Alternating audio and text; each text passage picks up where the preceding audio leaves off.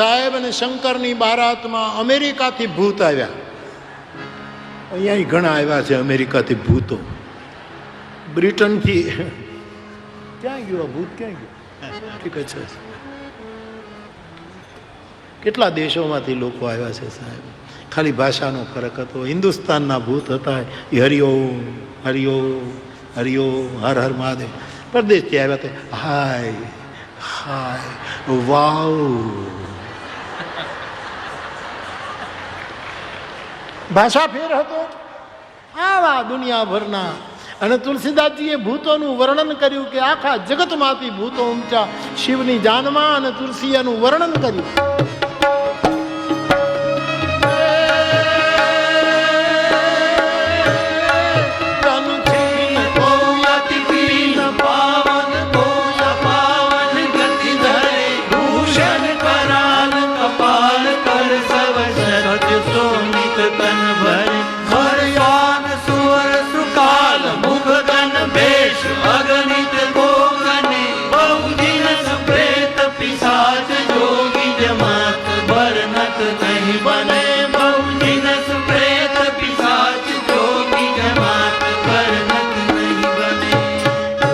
લગે છે કે અમુક ભૂતો આવ્યા એ હાવ આમ હાઠીકા જેવા, હાવ પાતળા, દાંતણ આમ દાંતણની ચીરો ને એવા, કોઈ શરીરનો શેપ જ નહીં, હાવ હાવ આમ હાઠીકા.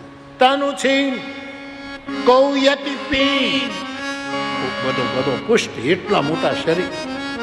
પાવન કૌય પાવન ગતિ ધરે, કેટલાક આમ બહુ પવિત્રતા પૂર્વક અને કેટલાક આમ અઘોરીનો વેશ હોય એવા.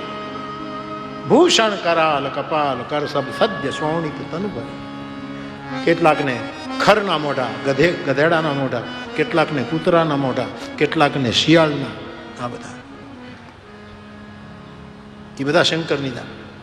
વાત વાતમાં આડા પડે અને કારણ વગર ભૂકે ને પાટું મારે એ સમજવાનું કે એ શંકરની જાનમાંથી જુદો પડીને સમાજમાં આવી ગયો લાગે છે.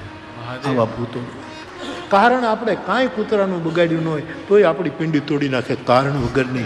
ત્યારે સમજવાનું શંકરની બારાતમાંથી આ જાનીઓ જુદો પડી ગયો અને ક્યાંક રાજકોટમાં આવી ગયો છે એવું આપણે માનવું.